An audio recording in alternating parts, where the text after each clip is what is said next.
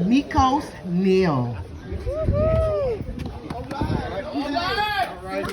baby.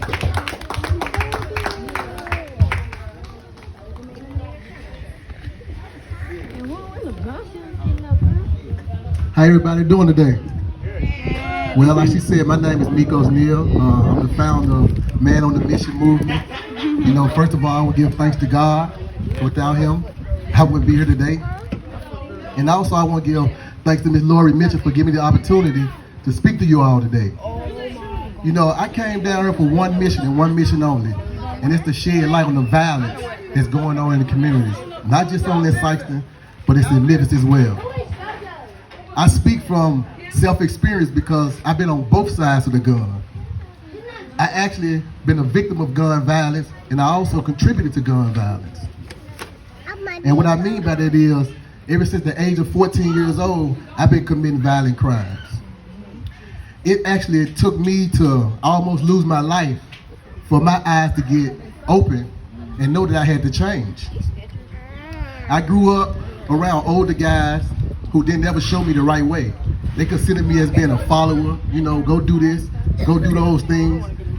And it just sent my mind warped. I lost empathy for people. I was heartless. Until March 11th, 2011, I was ambushed and shot 5 times in my own neighborhood. The same neighborhood who I called myself putting on for. The neighborhood who I thought they were gonna stand beside me. And until this day, I still don't know who shot me. I still don't know who set me up. But that didn't actually open my eyes. What actually opened my eyes, I got a 110-month sentence in the federal penitentiary for guns and drugs. So during my incarceration, I actually lost between 10 to 15 friends that grew up with me before they was 25 years old to gun violence. More of my friends I lost to baseball numbers, and a lot of people don't know what that means. That means you're out of here. 75 years, 60 years because of gun violence. So I sat down and had to analyze what I want to do with my life. I actually thought about my mother standing over me, looking at her son passing before her. So those things caused me to sit down and re-educate myself.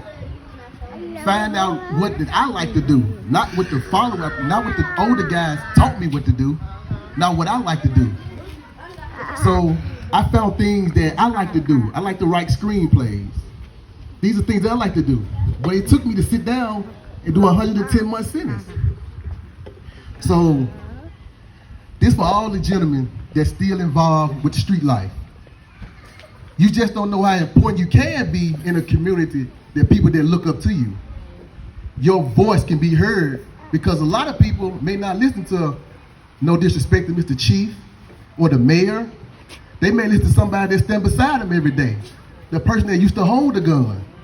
The people that were actually beside them and said, man, I'm gonna shoot for you. If you change your life, you don't know who will come behind you. And that's why I started Man on a Mission.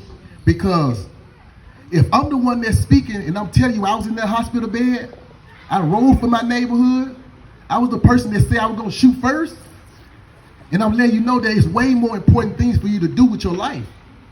So I decided to do my own thing and get away from people.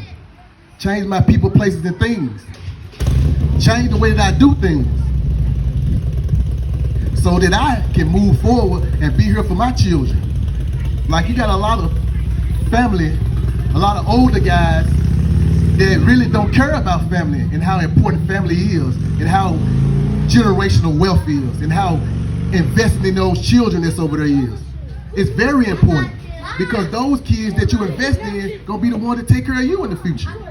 So I had to understand that. So for me to sit here and talk to people like Miss Lori Mitchell, other family members that lost kids, lost children, I might as well say, grew up in those houses where their children were infants, they grew up and now they no longer live in the house, will never come back because they died from gun violence. Just to sit and talk to those people really helped change my life. So now I sit here today and I challenge a lot of guys that's still involved in the streets to sit down and talk to these Miss Lori Mitchells and these ladies that, and these fathers that lost their children. Ask them how do they feel not knowing their child will ever come back again. How do they feel knowing that somebody took their child's life and their child will never go older and their kids will never see their father? I challenge you gentlemen today. So that was something that really changed my life. So, you know, I'm not going to hold y'all up, but I'm just letting y'all know that people can transform their lives, because I was one of those guys that was on the corner, one of those guys that was laying in the hospital. I was one of those guys that were toting guns. I was one of them guys. But now I'm not. I'm a different man. I'm on a different mission. So I thank y'all today. I'm not going to hold y'all up, but I just want to give y'all a few words of encouragement from Memphis, Tennessee. Thank y'all. All right.